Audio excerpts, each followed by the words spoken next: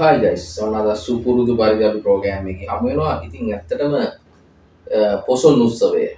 ලංකාවේ පොසොන් උත්සවය කියන්නේ ඉතින් හිතා ගන්න පුළුවන් අනුරාධපුරයට මිහින්තලයට ඉතින් ඇත්තටම කිට්ටු වෙන්න බැරි සෙනඟක් ඉන්නවා.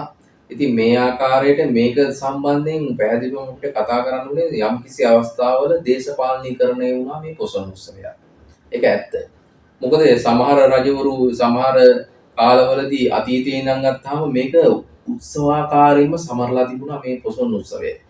ඉතින් ඇත්තටම මේ ආකාරයට මේ විදිහට දැන් මේ වර්තමානයේ ඇති වෙලා තියෙන අර්බුදත් එක්ක එතකොට දැන් මේ වර්තමාන ජනාධිපති අනුර කුමාර දිසානායකට පෙර හිටිය සමහර පාලකින් මේ ජාතික ඒ කියන්නේ පොසොන් උත්සවයට අනුග්‍රහයවත් දැක්ුවේ නැහැ රජයක් විදියට.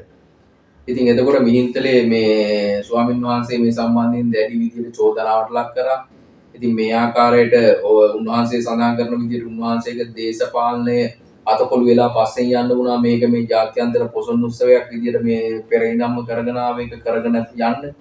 ඒ ආකාරයෙන් උන්වහන්සේ ගොඩක් චෝදනා ලක් කරා. ඉතින් කෙසේ හෝ ඒවා වර්තමාන රජය බලයට පැත්තෙන්න කලින් මේ ජනාධිපතිවරණය සහ මේ විශේෂයෙන්ම ජනාධිපතිවරණයේදී අනුර කුමාර දිසානායක මේ අපේක්ෂකයන් තුලින් එතකොට රනිල් වික්‍රමසිංහ සහ සජිත් ප්‍රේමදාස සහ විශේෂයෙන්ම මේ තුන් දෙනා නාමල් රාජපක්ෂ නම් ඉතින් ඇත්තටම හැමෝම දැනගෙන හිටියානේ පොහොට්ටුවට නැවත මේ රට තුල මේ බලයක් ස්ථාපිත කරන්න වෙන්නේ නැහැ කියන එක. ඉතින් ඒකත් එක්ක නාමල් රාජපක්ෂගේ ලිස්ට් එකේවත් හිටියේ නැහැ.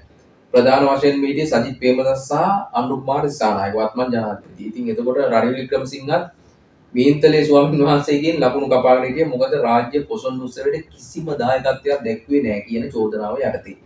ඒ වකට හිටියේ ජනාධිපති විදියට. ඉතින් එතකොට ඒ ආකාරයට එහෙම චෝදනාවක් ලක් කළා දීදී ඇත්තටම මිහින්තලේ ස්වාමීන් වහන්සේ එතකොට සජිත් ප්‍රේමදාසට තමයි මේ විදියට වැඩ කරලා ඔහුට අනිවාර්යයෙන්ම ඡන්දය ලබා දෙන්න කියලා මම ඒක කිව්වේ මේක දේශපාලනීකරණය කරගෙන තිබුණා මේ ස්වාමීන් වහන්සේලාත් ඇත්තටම.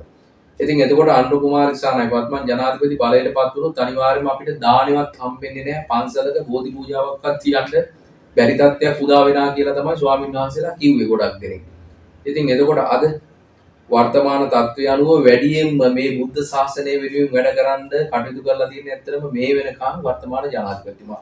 මොකද හැමතැනම ෆ්‍රී හිටියා. හැමතැනම නැගී සිටියා. දැන් මේ පොසොන් උත්සවයත් මේ ආකාරයෙන් රාජ්‍ය අනුග්‍රහය යටතේ දැන් සිදු වෙනවා. ඉතින් ඒක තමයි විය යුත්තේ. දානෙවත් කිසිම දෙයක් ගිලම්පසක්වත් ලැබෙන්නේ නැහැ කියපු විදියට මේ රජයේ බලයටපත් වුණොත් දැන් අද සිදු වෙලා තියෙන්නේ මොකද්ද? ඉතින් එතකොට ඒ ආකාරයට උන්වහන්සේලාත් අද දුක් වෙනවා ඇති. ඒ කියන්නේ උන්වහන්සේලාත් අද දුක් වෙනවා ඇති. අපි ඇයි මේ විදියට මෙච්චර මේ හොඳ පාලකයෙක්ට මේ විදියට අපි ගැරෙව්වේ මේ විදියට අපි කතා කරේ කියන එක.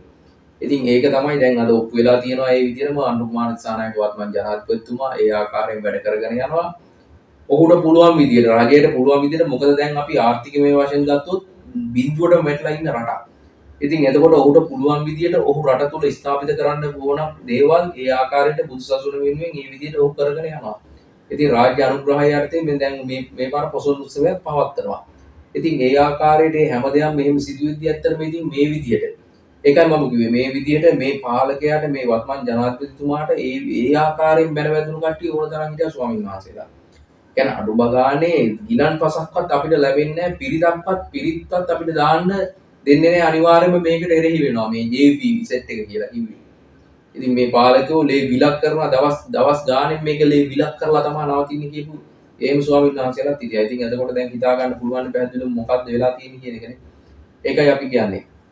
මේක තුල හැම දෙයක්ම දේශපාලනීකරණය කරගෙන තියෙනවා පාලකයෝ සහ මේ ආකාරයට ස්වාමීන් වහන්සේලා විසිනුත්. මොකද Tamanට දැන් ඒක ඇත්තටම රජයක් විදියට අනිවාර්ය කළ යුතු දෙයක් තමයි පොසොන් උත්සවය තියනවා නම් ඒක රාජ්‍ය අනුග්‍රහයෙන් තිබිය යුතුයි.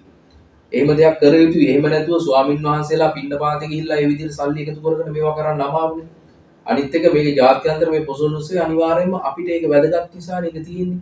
ඉතින් ඒක අනිවාර්යයෙන්ම ගැසට් කරලා හරි කොහොම හරි පාර්ලිමේන්තු එකේ තුලින් ඒක අනිවාර්ය අංගයක් කළ යුතුයි. මොකද ඒ උත්සවය මොකද අවුරුද්දකට සැරයක් එන්නේ අපිට ඒක සමහර අවස්ථාවල ඒ ස්වාමීන් වහන්සේට ඒ දේ කරගන්න බැරි වෙලා තියෙනවා. ඉතින් මේ ප්‍රශ්න නිසා ඉතින් එතකොට උන්වහන්සේ වුණත් බලන්නේ කාට හරි හේතු වෙලා කාගෝ හරි පාලකෙක්ට හේතු වෙලා මේ පොසොන් උත්සවය කරගන්න. ඉතින් ඕක තමයි ඇත්ත කතාව. ඉතින් එතකොට සමහර කට්ටිය ක්‍රිටිසයිස් කරන්න වෙනවා, සමහර කට්ටියට හොඳ කියන්න වෙනවා. ඉතින් මේ පාලකයා පෙරදුනොත් අනිත් පාලකයා පලි ගන්නවා. ඉතින් එහෙම දෙයක් නෙමෙයි මෙතන උනේ.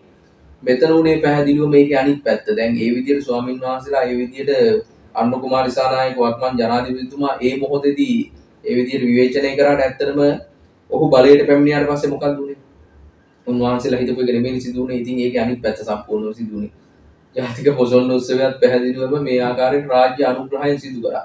ඉතින් වෙසක් උත්සවයත් ඒ විදිහටම සිදු කරා. ඉතින් එතකොට ඒ උත්සව සියල්ල ඒ ආකාරයෙන් කිසිම ප්‍රශ්නයක් නැතුව වෙනදාට වඩා හොඳට සිදු කරලා තියෙනවා.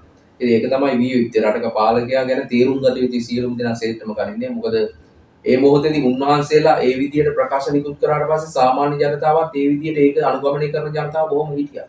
ගොඩක් දෙනෙක් හිටියා එහෙම අනුගමනය කරපු ජනතාව. ඉතින් ඒ ආකාරයට ඇත්තටම එහෙම දෙයක් ප්‍රකාශ කරන්න කලින් දෙපාරක් හිතලා බලලා දැන් මේ ආකාරයට බොහොම දෙනෙක් පැහැදිලි ඒ කියන්නේ පැහැදිලිවම ජනාධිපති වත්මන් ජනාධිපතිතුමා ගැන බලයට පැමිණෙන්න කලින් පැහැදීමක් තිබුණානේ.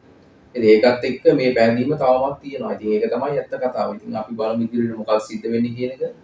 මේ ආකාරයෙන් කියන්න තියෙන්නේ පැහැදිලිවම පන්සල තුල පිරිත් දාගන්න බැරුව ඒ විදිහට ඒ ආකාරයට එහෙම කෑ ගහපු ස්වාමීන් වහන්සේලාට ඇත්තටම දැන් තේරුම් ගන්න පුළුවන් මොකද්ද මේ වෙන්නේ කියලා. තවත් ඉතින් ඉන්නවා අර මහින්ද රාජපක්ෂලාට කඩේ යන ස්වාමීන් වහන්සේලා ටිකක්. ඒ කට්ටිය නම් ඒක තේරුම් ගන්නේ නැහැ කවදාවත් අපිට තේරෙන විදිහට නම්. මොකද වරදාන වරප්‍රසාද මොනවා හරි ඇතිනේ එහෙම වෙන්නනේ. ඒකට බුදුසසුන වැඩක් නැහැ. ඒ කට්ටියට එහෙම වැඩක් නැති නිසානේ පැහැදිලිව මේ ආකාරයට එහෙම සිදු වෙන්නේ. ඉතින් ඒකත් එක්ක අපි බලමු ඉදිරියට මොකක්ද සිද්ධ වෙන්නේ කියන එක. එහෙනම් ඔබගේ අදහසත් අනිවාර්යෙන් අටින් කමෙන්ට් කරන්න කියලා ඉල්ලා සිටිනවා. ඒ වගේම ආදරෙන් ඉල්ලා සිටිනවා channel එක subscribe කරන්න කියලා. ජය හින්ද්.